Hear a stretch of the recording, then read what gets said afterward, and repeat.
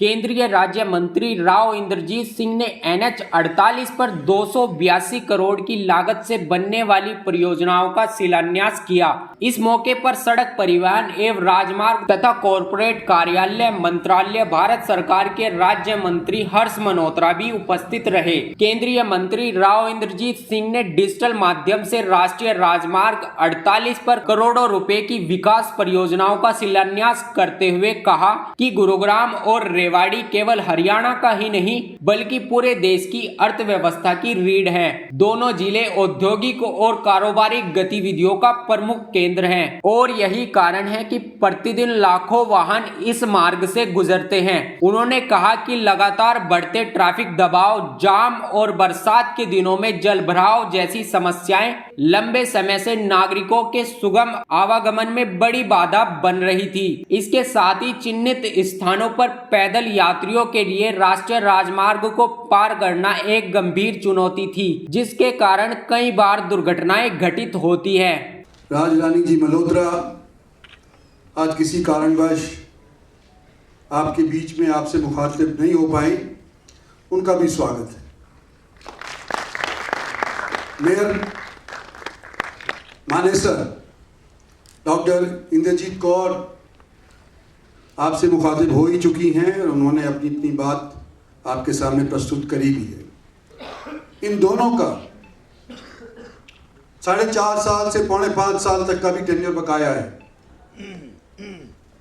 और हम उम्मीद करते हैं कि आने वाले समय के अंदर जिस तरह से पहले मेयर थी मधु आजाद, जिस तरह से पहले सदस्य थे कॉर्पोरेशन के, जिस तरह से आज भी प्रयासरत हैं सारे काउंसिलर साहिबान, सब मिलजुल करके गुड़गांव की तरक्की में, मानस की तरक्की में 4 चांद लगाएंगे।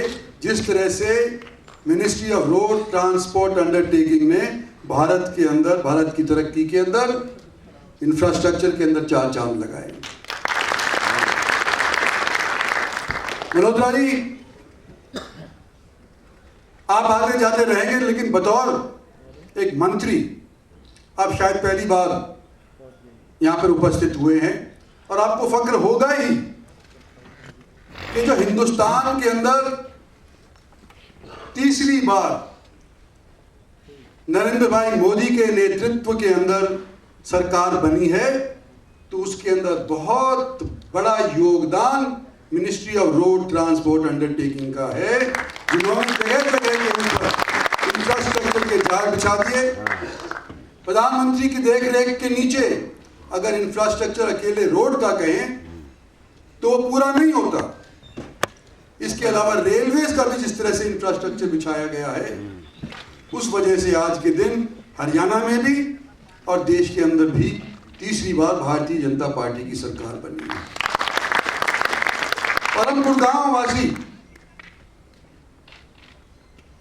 फक्र यूं महसूस करते हैं कि हरियाणा के राजस्व के अंदर 65 से 70% आज के दिन हम पैसा इसके कोष में देते हैं। हमारी जितनी भी इंडस्ट्रीज हैं, उद्योग विहार से लेकर 1 फेज, 2, 3, 4, 5 फेज उद्योग विहार दिल्ली के साथ और गुड़गांव से पहले सटा हुआ, और इसी रोड के ऊपर जिसके आज के दिन आप शिलान्यास और उद्घाटन करने जा रहे हैं, इसी रोड के ऊपर आप जयपुर की तरफ सरकते जाओ और उद्योग के ऊपर उद्योग आपको नजर आएगा। मानेसर के अंदर जहां की मेयर बैठी हैं, धारवेड़ा के अंदर, बावल के अंदर, जैसलपुर खेड़ा के अंदर और बगल के अंदर सटा हुआ भिवाड़ी है, जो राजस्थान का सबसे बड़ा इंडस्ट्रियल हब है। जब ये रोड नहीं होते थे, मारुति फैक्ट्री बनाया करती थी कोई चीज, होंडा बनाया करती थी कोई चीज, कोई और फैक्ट्री बनाया करती थी और चीज, सारे के सारे छकाछक इस नेशनल हाईवे नंबर 8 के माध्यम से और बंगाल की खाड़ी के अंदर और गुजरात तक जाया करते थे। नाक में दम रहता था कि किस तरह से गुड़गांव से रेवाड़ी जाया जाए और किस तरह से रेवाड़ी से जाकर के जयसिंहपुर खेड़ा तक जाया जाए, बड़ा मुश्किल रहता है। आज के दिन आप सब लोगों के जानकारी के लिए मैं बताता हूं। आपको पता है मैं डिफेंस में था। दिल्ली जहां से नेशनल हाईवे नंबर 8 और आज के दिन इसका नाम नया रख दिया नेशनल हाईवे नंबर 48, मतलब बड़ा कर दिया। नेशनल हाईवे नंबर 1 जहां से शुरू होता है, फौज की जमीन है, धौला कुआं के पास। बतौर डिफेंस मिनिस्टर मैंने बड़े प्रयास किए कि भाई थोड़ी जमीन दे दे ताकि खुला हो जाए हाईवे नेशनल नंबर 8, लेकिन फौज मानती है? किसी की नहीं मानती। अगर ये मानी तो या तो प्रधानमंत्री मोदी की मानी या आपके नितिन गडकरी साहब की मानी कि आज के दिन पहली बार इतिहास के अंदर जो हम देख रहे हैं कि फौज ने अपनी रिहायशी जमीन धौला कुआं के अंदर जहां उनकी क्लब थी, जहां उनके मकान थे, उसको सरेंडर कर दिया ताकि हमारे गुड़गांव तक आने का रास्ता और साफ हो जाए। ये उपलब्धि आपके महकमे की है, आपको मैं मुबारकबाद देता हूं। उन्होंने कहा कि प्रधानमंत्री नरेंद्र मोदी के नेतृत्व में सरकार ने आमजन की समस्याओं के स्थायी समाधान की दिशा में ठोस कदम उठाए हैं। NH 48 पर मूर्त लेने वाली परियोजनाएं न केवल जाम और दुर्घटनाओं से राहत देंगी, बल्कि आने वाले समय में आधुनिक यातायात व्यवस्था की दिशा में मील का पत्थर साबित होंगी। इन परियोजनाओं में 4 नए फ्लाईओवर, 9 आधुनिक foot over bridge, service road का चौड़ीकरण और नालियों का सुधार शामिल है। इन सभी सुविधाओं के पूरा होने के बाद गुरुग्राम रेवाड़ी यातायात पहले से कहीं अधिक सुगम, सुरक्षित और व्यवस्थित होगा। उन्होंने कहा कि प्रधानमंत्री मोदी की दूरदृष्टि और संकल्प का ही परिणाम है कि आज गुरुग्राम व आसपास के क्षेत्रों में नागरिकों को गंतव्य से गंतव्य तक तेज, सुरक्षित, सीधे जुड़ाव की सुविधा उपलब्ध हो रही है। सड़क किसी भी क्षेत्र की प्रगति में सबसे मजबूत आधार होती है और यही कारण है कि हरियाणा और केंद्र में भारतीय जनता पार्टी की तीसरी बार सरकार बनने में सड़क परियोजनाओं ने महत्वपूर्ण योगदान दिया है। उन्होंने कहा कि सरकार का ध्येय केवल नई सड़कें बनाना नहीं है, बल्कि आम जन की सुविधा, सड़क सुरक्षा और पर्यावरण संरक्षण को एक साथ ध्यान में रखते हुए विकास कार्यों को आगे बढ़ाना है। राव इंद्रजीत सिंह ने विश्वास व्यक्त किया कि इन परियोजनाओं के पूर्ण होने पर गुरुग्राम और रेवाड़ी में रहने वाले लाखों नागरिकों को एक आधुनिक, सुरक्षित और सुगम यातायात व्यवस्था का लाभ मिलेगा, जिससे क्षेत्रीय विकास को और गति मिलेगी। और आज का ये कार्यक्रम आपको नजर आ रहे हैं, गिने चुने सरदार लोग यहाँ पे बैठे हुए। अगर खुले में होता बहुत ज्यादा लोग आ जाते, लेकिन बारिश होती तो एक भी नजर नहीं आता। आपके महकमे की तरफ से जो ये इस ऑडिटोरियम के अंदर किया है, उनको भी मैं मुबारकबाद देता हूं कि सोच समझ करके आप लोगों ने ऑडिटोरियम के अंदर ये प्रोग्राम का शुरुआत करी है। आज अगर हम मौजूदा शिलान्यास की बात करें, उसका जिक्र मल्होत्रा जी ने भी कर दिया, एक वीडियो आई उसके अंदर भी चल गया। 4 जगहें के ऊपर जहां का जिक्र आया है, एक तो मेरे ख्याल से बैठे हुए हैं यहाँ पंचगांव वाले, ये धन्यवाद करना चाहते हैं कि आज कई दिनों से ये परेशान थे बेचारे, ने रोक दिया। मतलब कानून अपने हाथ में लेकर के इन्होंने कहा आपके महकमे वालों को कि यहाँ गलत बना रहे हो, रेलवे लाइन आ रही है, यहाँ पर आने वाले समय के अंदर पंगा होगा। और बड़ी सूझबूझ रखते हुए इन रेलवे लाइन की वजह से इन लोगों ने उनके साथ बातचीत करी और जो नई जगह इन्होंने निर्धारित करी है वो सलाह मशवरा के साथ करी है। न केवल गांव वालों से और यहाँ के बाशिंदों से सलाह मशवरा की है, लेकिन RRTS जो बगल से गुजर रहा है उसकी भी वहाँ पर से उन्होंने सलाह मशवरा किया है। तो आज आपका धन्यवाद ये करने आए। इसके बाद 2 मिनट के लिए आप आकर के फूल दे देना इनको। पंचगांव के अलावा लाठीवास गुड़गांव के अंदर है, इसका दूसरा फ्लाईओवर बनने जा रहा है। तीसरा हीरो कंपनी हमारी है, रेवाड़ी में पड़ती है, बहुत बड़ी कंपनी है, एशिया की क्या विश्व की कंपनियों में से उसका नाम शुमार होने लग रहा है, वहाँ बनने जा रहा है। और चौथा जो फ्लाईओवर बन रहा है वो सालावास के अंदर बन रहा है। इसकी भी मैं आप लोगों को बता देता हूं कि एक टाइम था जब सालावास वाले सड़क के ऊपर बैठ करके धरना दे रहे थे और उन्होंने कहा कि भाई इस तरह से ये करो, इस तरह से वो करो। ये लोग माने नहीं। हाईवे वालों ने पुलिस बुला ली। 10-15 साल की पुरानी बात कर रहा हूं। तो पुलिस पीछे पीछे, सालावास वाले आगे आगे। बगल के अंदर गांव था, गांव के अंदर घुस गए और पहली मर्तबा ये देखा कि गांव से वापस आते समय पुलिस आगे आगे और गांव की औरतें पीछे करते हुए वापस घर रहे।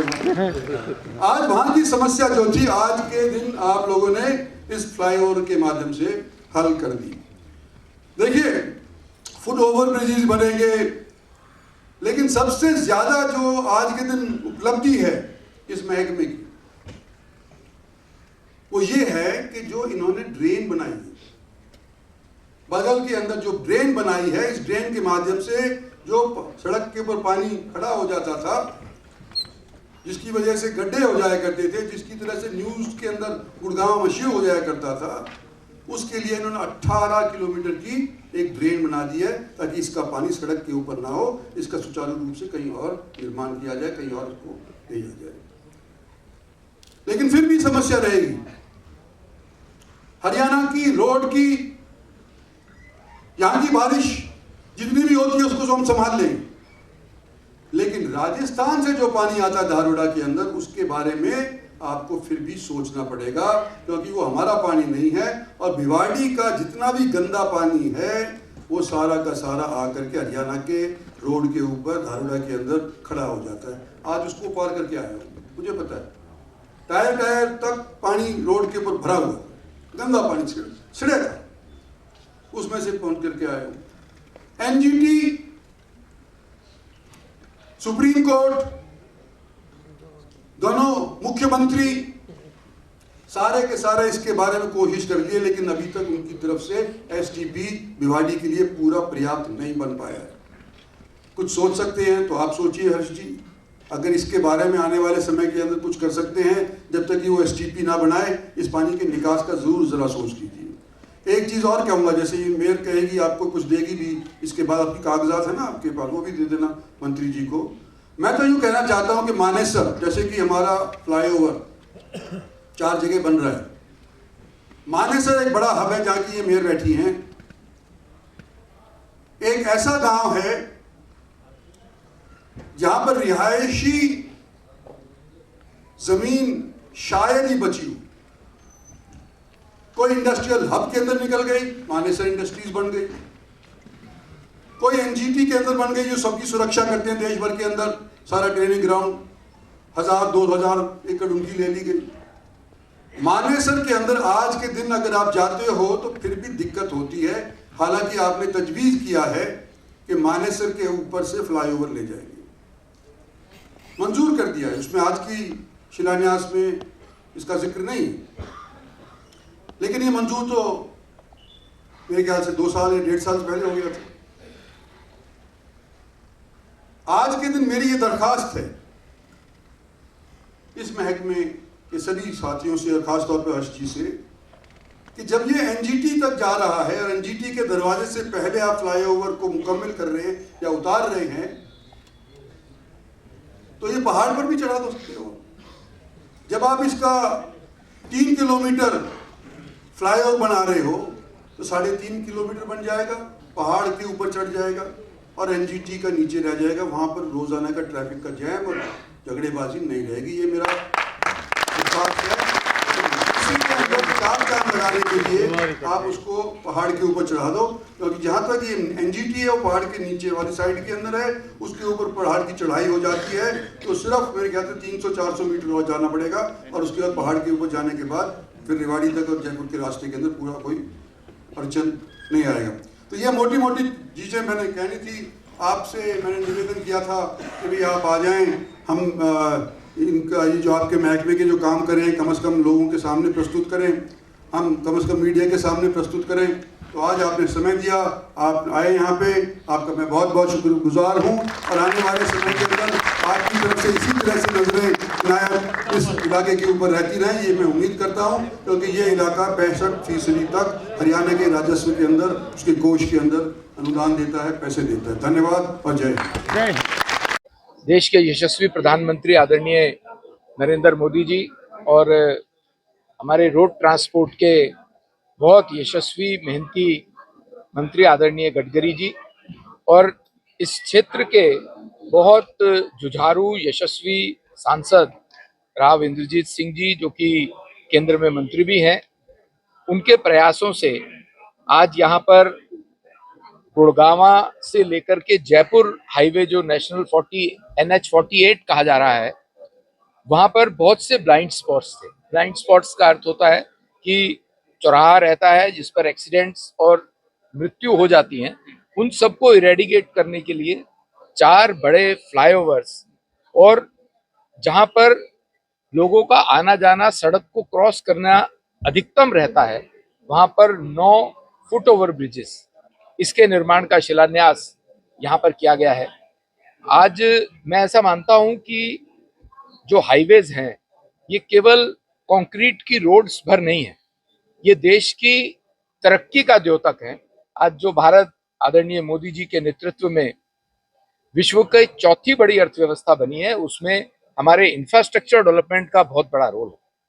और न केवल ये रोड्स इंटर स्टेट और इंटर सिटी कनेक्टिविटी करती हैं, बल्कि आज देश के अंदर आदरणीय प्रधानमंत्री जी के नेतृत्व में गांवों को हाईवे से जोड़ने का काम, उसमें लगभग 3.5 लाख किलोमीटर ग्रामीण, प्रधानमंत्री ग्रामीण सड़क योजना शामिल है, जिसमें गांव के लोगों का शहरों तक, मंडियों तक अपनी प्रोड्यूस को पहुंचाना, ये भी नरेंद्र मोदी जी को इसका श्रेय जाता है।